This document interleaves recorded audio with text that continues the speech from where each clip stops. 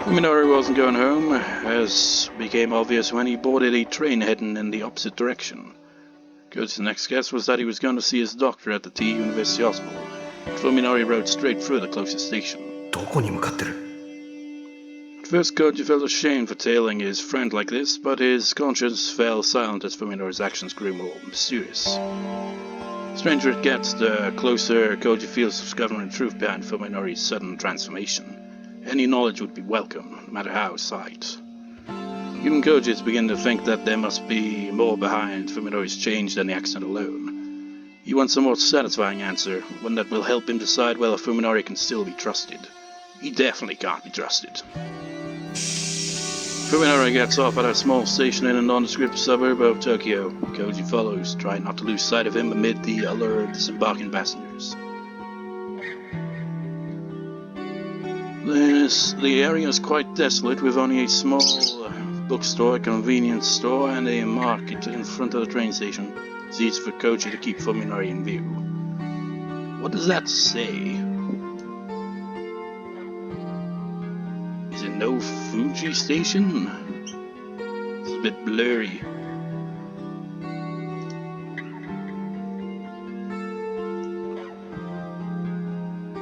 This neighborhood was carved out of the Fuji foothills. Oh, it probably was Fuji then, wasn't it? And here and there remain steep inclines and wooded areas that escaped assimilation. Koji is amazed that such a quiet place exists less than an hour or out of central Tokyo. Fuminori seems to know these streets. He moves quickly and purposely through suburban community, his eyes fixed straight ahead. Before long, Fuminori reaches the house. Without ringing the bell or even knocking, he opens the door and vanishes inside, leaving Koji to wonder how Fuminori can treat the house as his own. After waiting to see if Fuminori comes back out, Koji approaches the gate and checks the nameplate. Ogai, it reads. Well, it all comes back to that. Koji had never heard of anyone by that name among Fuminori's acquaintances. Next, his attention is drawn to the thick wad of leaflets sticking out of the mail slot. This, coupled with the general dilapidated feel of the place, suggests that it has been abandoned for some time. A small playground about 2 blocks away provides an adequate vantage point from which to watch the front of the Ogai house. Fortunately, it does not appear to be the sort of house that has a rear exit. Koji settles down on a bench to begin his stakeout. I should have brought more smokes. I feel like that should have been voice acted, but it wasn't. It's actually, where is it? Is it that? Yeah.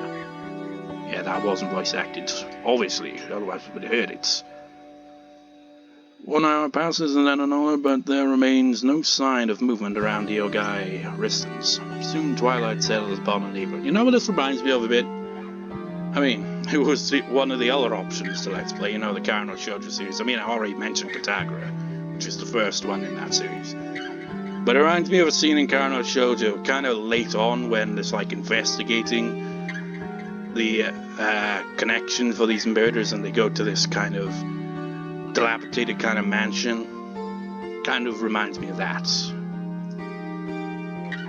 After Koji's 1 pack of cigarettes runs out, the stakeout becomes a battle against mounting impatience. He kills time by redialing Omi on his cell and sending her short text messages, but his efforts are futile, as he knew they would be. I mean, what did they do with Omi's phone? Did they just dispose of it, or did they eat that as well? It's like, technology never tasted so good. When the sky begins to turn deep blue and the streetlights come on, Fuminori finally emerges from the house and heads back towards the station with the same hurried stride. Are we going to see things from his perspective as well, you know? Or are we just going to be like this kind of, you know, we're going to be kept in the dark about what he was doing there? I mean, we obviously know he's there to try to find Saya's father, this Dr. Ogai person, which really makes me question things now. It's like, But anyways, you know, maybe we'll see it from that perspective as well, I don't know. With some brief consideration, Koji decides that right now investigating the house is more important than tailing Fuminori. Are you sure that's a good idea? He rings the doorbell just to make sure. After receiving the expected silence and response, he checks to make sure no one is watching and turns the doorknob. Door is not locked. Seriously, if Koji gets killed off here, then it's just like, damn man, you can't just kill off characters so quickly. Remember, he enters the house. Stale air thick with mold and dust fills Koji's nostrils. It is the unmistakable smell of a house that has long lain untouched. There's also a faint hint of something else in the air. Something reminiscent of damp sewers and fetid cisterns. Flipping the light switch does nothing. The power must be cut off. Koji uses his cigarette lighter to illuminate the immediate area. In the thick dust covering the floor, he sees several brand new trails of footprints that could have only been made by shoes of Fuminori's. Koji decides to follow suit and dispense with courtesy. He enters with his shoes on. So unlike his girlfriend, he's like, ah, fuck, manners and stuff. I ain't freaking taking off my shoes here. The lighter's flickering flame pushes back the deathly silence and gloom of the house. Koji is surprised to see evidence of life remaining. Wait, what? Everything from furniture to table and appliances. Nothing seems to be missing. The thickness of the dust suggests that the house has been empty for several months, which means that the owner must have left with little more than clothes on his back. Could he have gone on a long vacation? The calendar on in the den is still turned to April. Hey, it's April now. Empty and silent, yet still exhibiting signs of the life that was once lived. There, the house reminds Koji of a passenger ship, entombed in the bottom of the sea, in the graveyard-like quiet as sinister thought suddenly enters his mind. No one is living here, but that does not have to mean that the owner left. Maybe he was murdered, and his rotting corpse is right under Koji's feet. He finds himself wondering a stronger light, a flashlight in his hand, would make him feel much better. Oh wait, could it? No, it wouldn't have been because they ate her. God, I just figured that bloody troll 2 scene. They're eating her. Then they're gonna eat me. Oh my god! I mean, it was green. I've never actually seen Troll 2, but I've seen clips. And wasn't it like some kind of green vegetable-looking shit as well? It's like, my god, this is actually Troll 2, but from Japanese writers. No. So I wonder if maybe... No, that wouldn't make sense, though.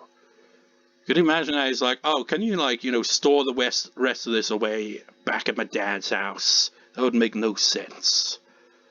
And it wouldn't have made sense, because then if he had taken something like that there, Koji would have noticed, and then other people would have noticed, because he'd be pretty suspicious. I don't know. Koji follows Fuminori's footsteps to the second floor, where he begins to catch the scent of paper in the stale air. There's the smell of old books, instantly recognizable to anyone who has worked in an antique bookstore or library. The first room on the second floor turns out to be a study. Its towering shelves packed with such a vast number of books that Koji fears for the stability of the floor. As a medical student himself, he's able to discern at a glance that this study belongs to a medical professional and a high-level one at that. I mean, you look at backgrounds like this and tell me that this would not make for, some good backgrounds for a point-and-click. It's like, okay, investigation time. I mean, going back to the character I showed you again, you have point-and-click elements to it where you're, investigating crime scene. You'd be like, okay, let's check that drawer, that drawer. It's like, ooh, interesting book over here, let's check that, stuff like that. For the stability of the medical student, medical personnel, a high level one at that. Judged by the content of the books, a smorgasbord, whatever, of technical volumes far beyond the simple student's understanding. The owner's interests lie more with medical research than with clinical practice. Fuminori must have spent most of his time here. Scattered dust suggests that he was searching for something, and the contents of the desk drawers are in obvious disarray. A small pile of books stacked on the side table catches his eye. Being next to the desk, they must have been the most frequently read. Their nature could shed some light on the character of the person who worked here.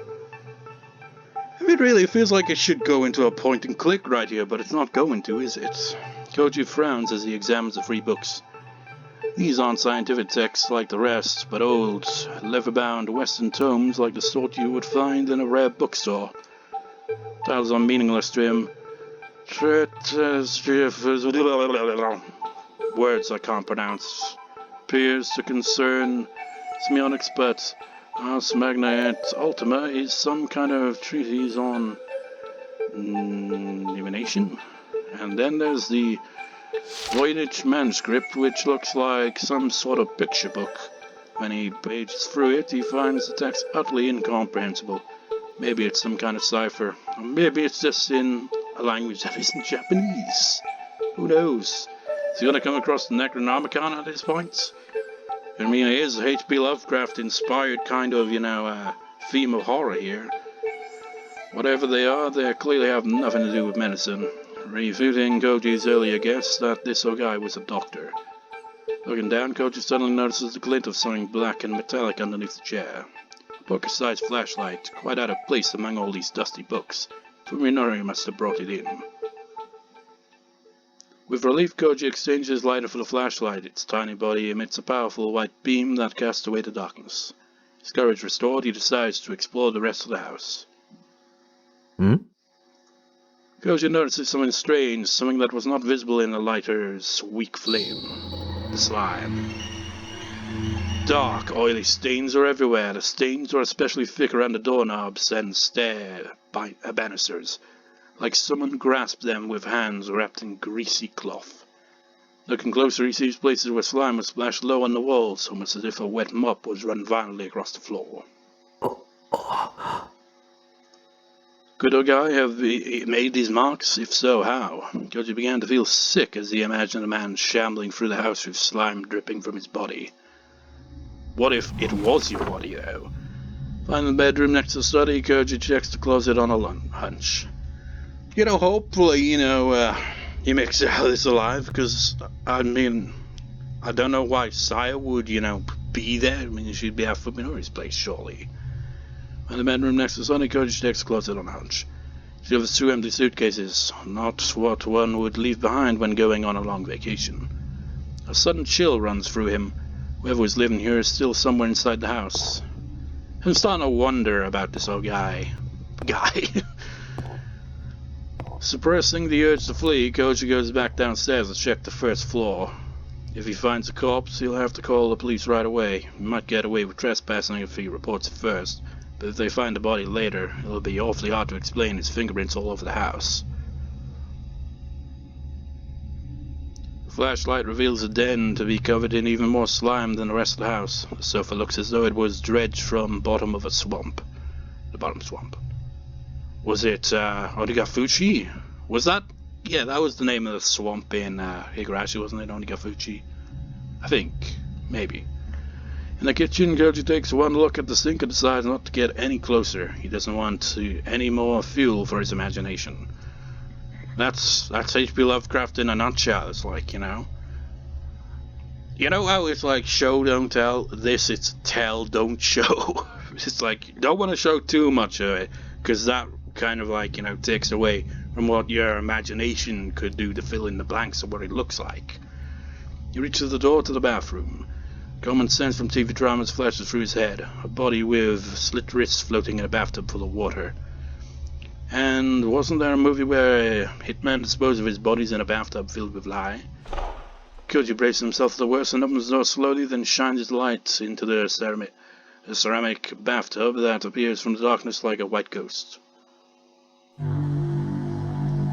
Bones, a mountain of bones, black with dry flesh and blood.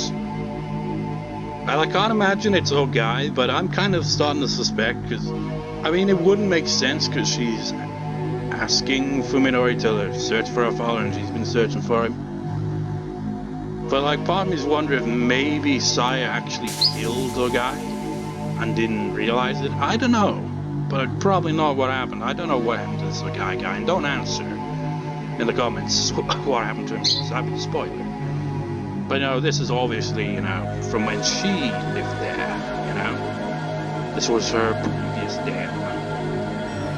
Koji puts one hand against the wall to steady himself as his legs threaten to buckle. Something is wrong, he realizes. He tries desperately to get his thoughts in order. The bones are too small and there are too many of them. They aren't human. What? After taking several deep breaths to calm himself, Koji enters the bathroom and examines the tub. Bones are piled atop each other like fallen leaves. They appear to be from small animals, perhaps cats and dogs. I guess it makes sense. I don't think Saya could really get away with, killing people, because eventually, the disappearances would start to add up, and, suspicion would be, and draw attention, which could potentially lead to, her being discovered. Even so, the quantity is mind-boggling. How many bodies would it take to produce this many bones?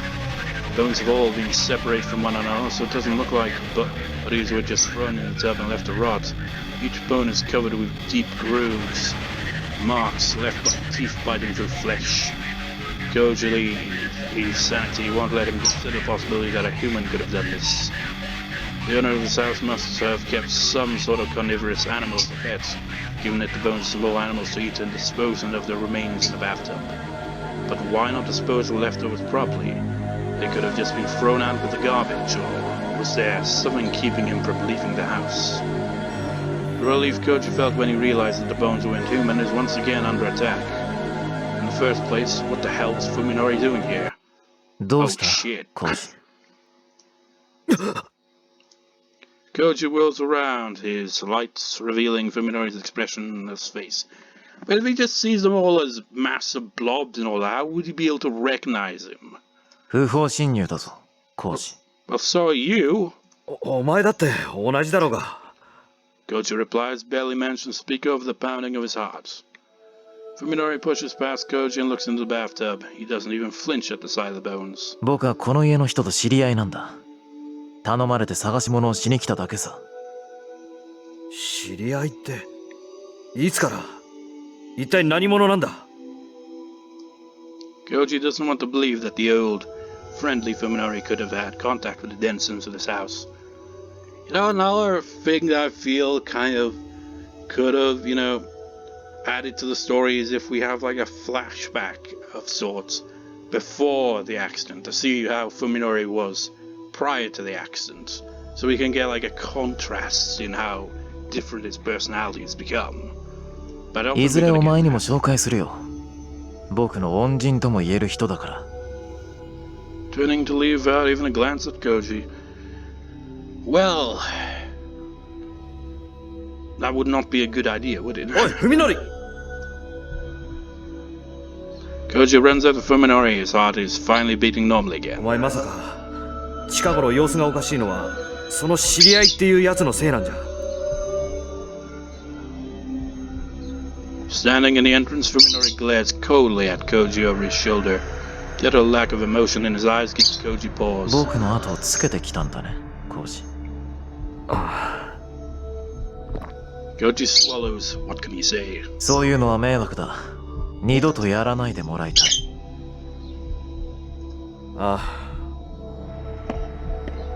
Fuminori walks away without another word, leaving Koji alone in the entrance. Well, at least it didn't escalate, with Fuminori just fully embracing the madness and, taking a bat to his head or some shit. It's like, you stop following me, monstrous creature! Because I was kind of expecting something like that to happen then. Up until this very moment, concern for his friend was still at the forefront of his mind. Now, however, that concern is swiftly giving way to a growing sense of dread. This Fuminori he knew no longer exists, was the person who just stared Koji down, an imposter wearing Fuminori's skin. Koji has begun to believe that it might be so.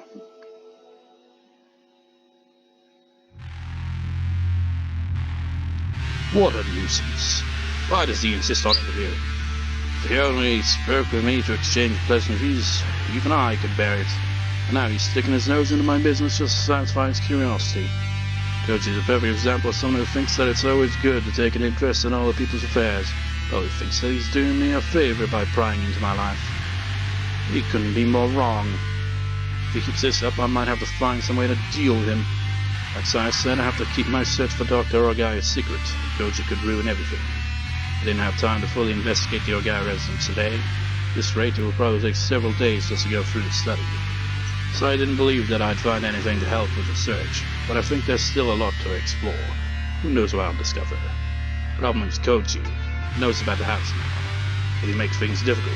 A hair-raising voice calls as I'm about to pass through my gates. Suppressing a shudder, I put on a fake smile and turn to face the writhing mass of rotten flesh that is staring at me with bulging eyes.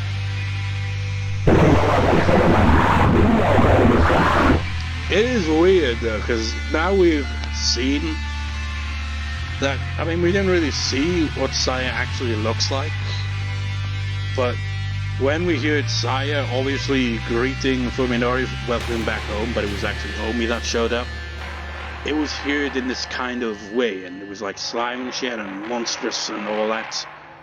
So the way he's seeing things is how Saya would probably look like and be like. But he's seeing everything that's normal like that instead. It's interesting. I definitely am starting to think that this old guy has something to do with whatever experimental surgery or whatever they did on Fuminori. It's gotta be.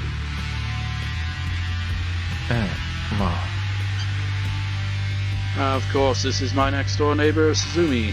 A middle-aged painter, I think. He spends all day at home while his wife works. Are you gonna see how he looks like normally, or is he just gonna be fed to Saya at some point? I don't know. Haven't had much contact with him since the accident. Why is he suddenly talking to me now?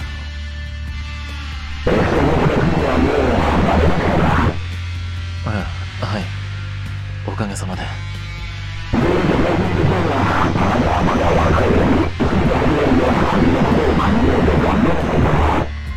はあ。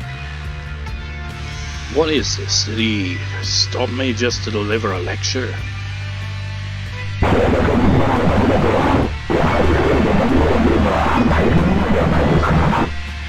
まあそうですね。苦労してます。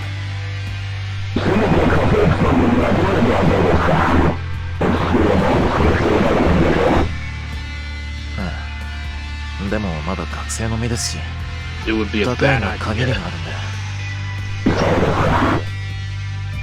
The flesh beast undulates foully, as though it still has something to say. The sight of it is driving me close to the edge.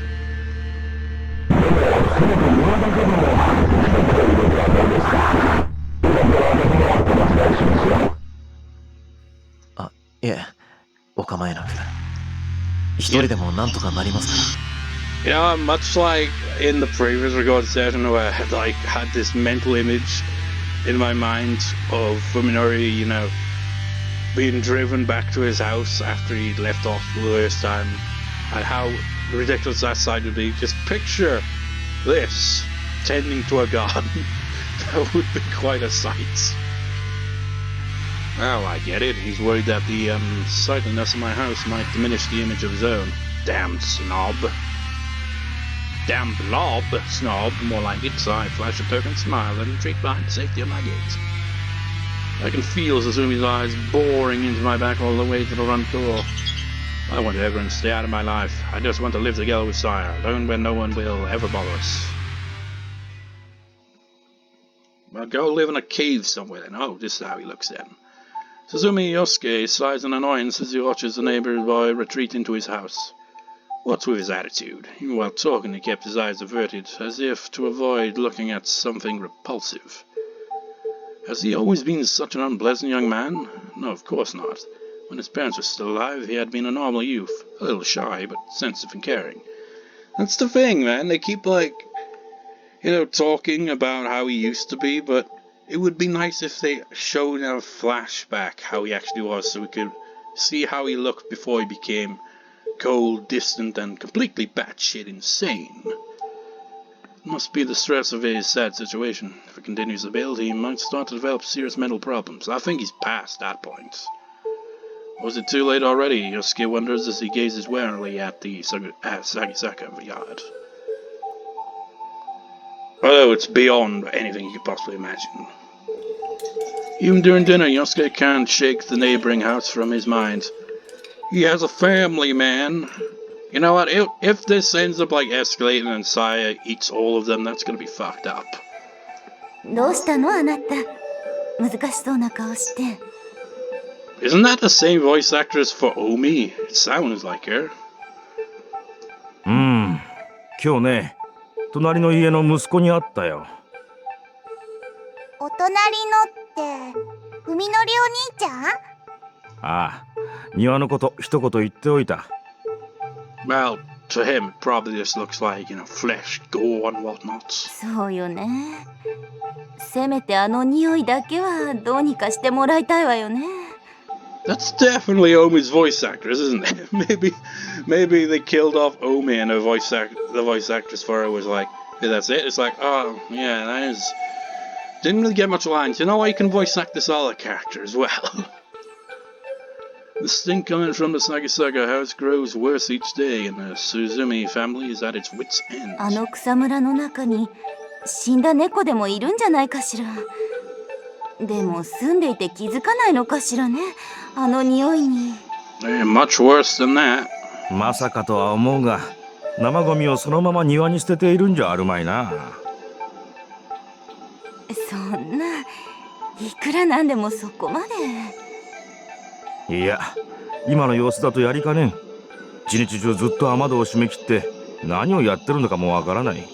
どういう暮らしをしているのやら。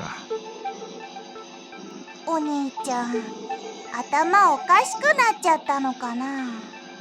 これヒロミ、そういう言い方はダメよ。Well, I mean, you could say he has gone crazy, but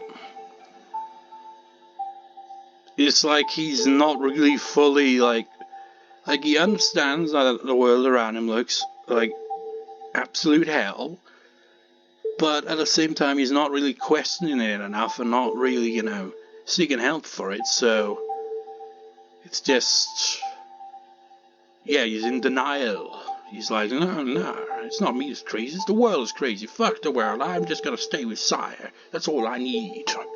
いや、あれは本当にちょっとどうすぎてる。ひょっとしたら変質狂か何かかもしれんな。大丈夫なのそれ。早く自覚して医者にでも行ってもらわんことには、なんともな。And again, the relation to that Ogai person. I mean, it seems like, him suddenly disappearing definitely seems like, he's very suspicious considering he's seen as the father of Sire. But they talk about him like, just a normal doctor, not like what Sire actually is, so it kind of makes you question it.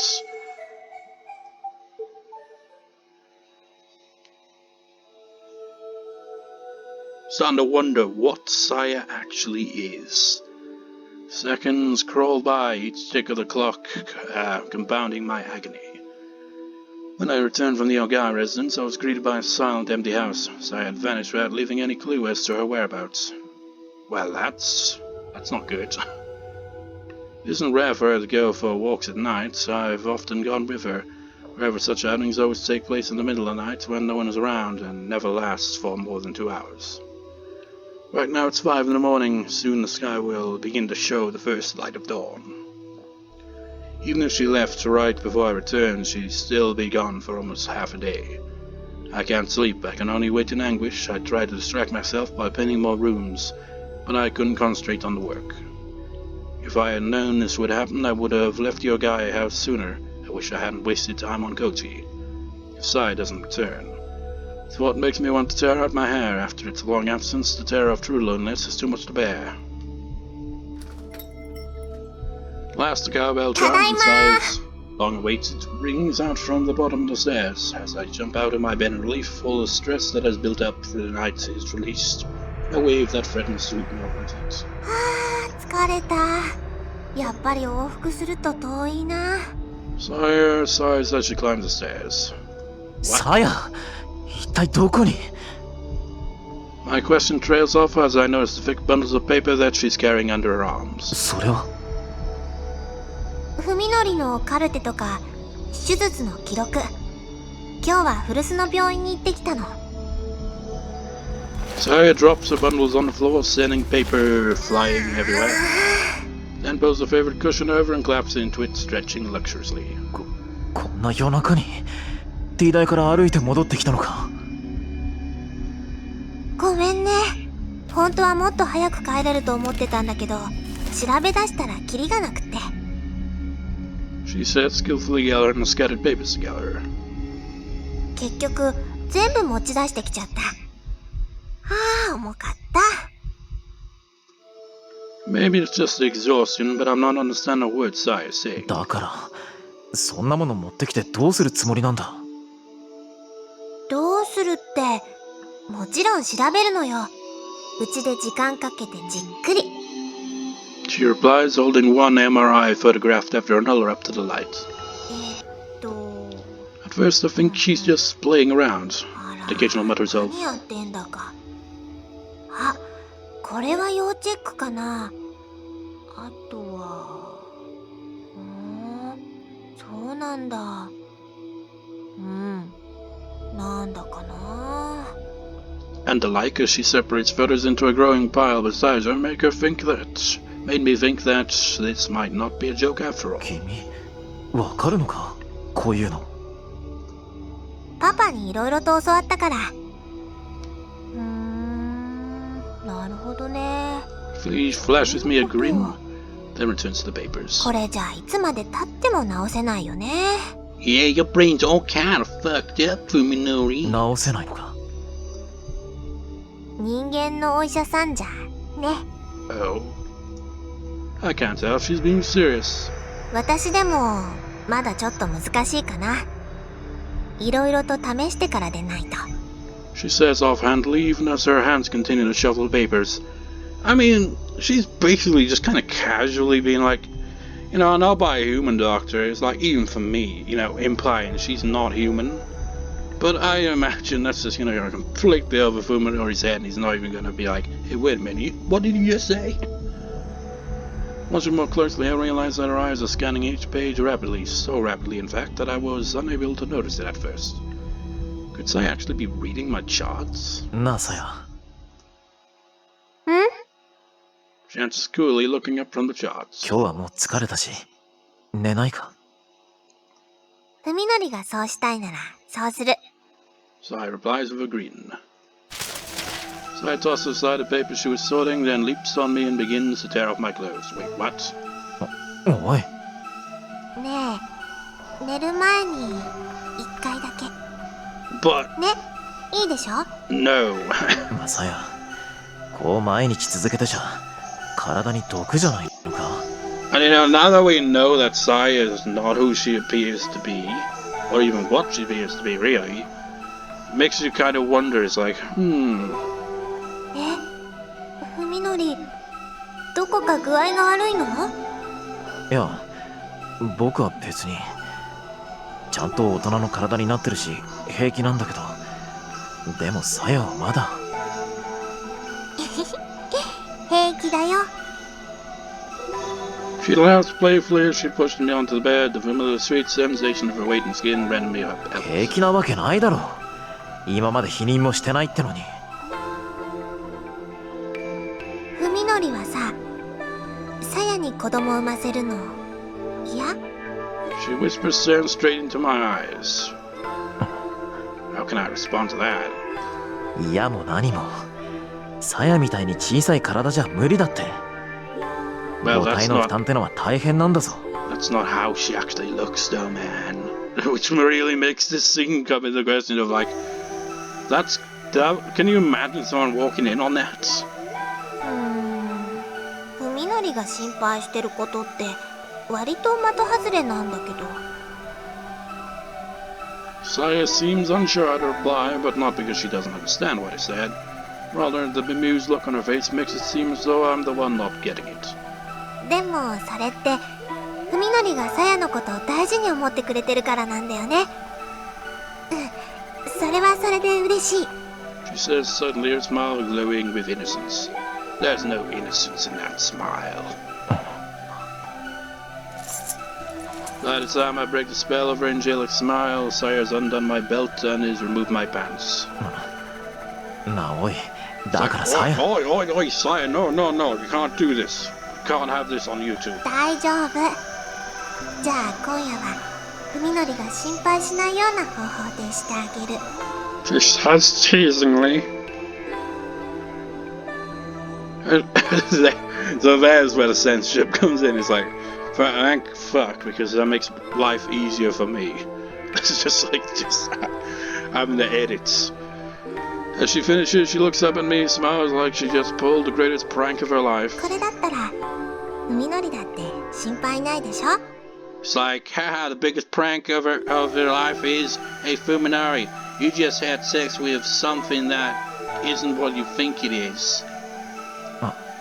いや、まあ Jesus Christ, this story, man. What am I supposed to say to that? ねえ、ダメだった？こういうのだと気持ちよくない？ I mean, we haven't got a clear image of what Sai actually looks like. But, you know, we know slime is somewhere in there. And, you know, sharp teeth of sorts. I mean, we haven't really got a proper description, really, of what Sai actually looks like. Because the only times we've really seen her for the most part is, you know, through Fuminori's eyes, and he's the only one that sees her this way. Everyone else, that's not really many people that we've actually seen encounter her, but yeah, when Omi encountered her, it was definitely, you know, not very human. So what the hell? I mean, I don't even want to think about it. Hearing a sudden nervousness in Sai's voice, I hastily stammered. そんなことない。十分によかった。でもさや、何もあんなもの飲み込まなくたって。そんな。あれはさやにちょうだいよ。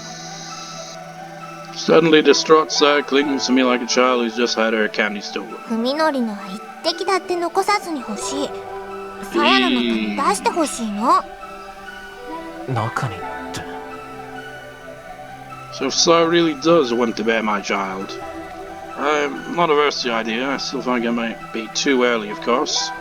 But there isn't much point in worrying about my reputation now. Assuming that Sai and I will be left alone, I even welcome it. Really? Really? ふみのりは嫌？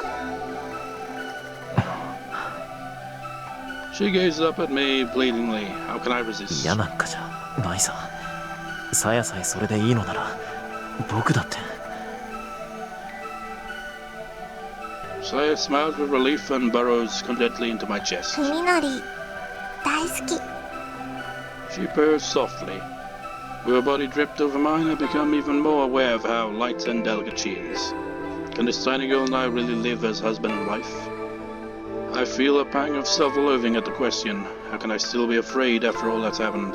Saya's feelings are so earnest. How can I not accept them? I need to resolve once and for all to rid myself of the useless trappings of morality. Saya and I are all that matters. There's no point in worrying about what others think anymore. Although I suppose I could still talk to Saya's guardian, of course. I need to find Dr. Ogai as soon as possible. By the time I drift to sleep in exhaustion's comforting embrace, all doubts about Saya's actions have vanished from my mind, because you're a complete... Well, given the situation... But still, I'll call him an idiot anyway. Whatever the case, all that matters is that she's returned to me. All you care about is that damn Saya.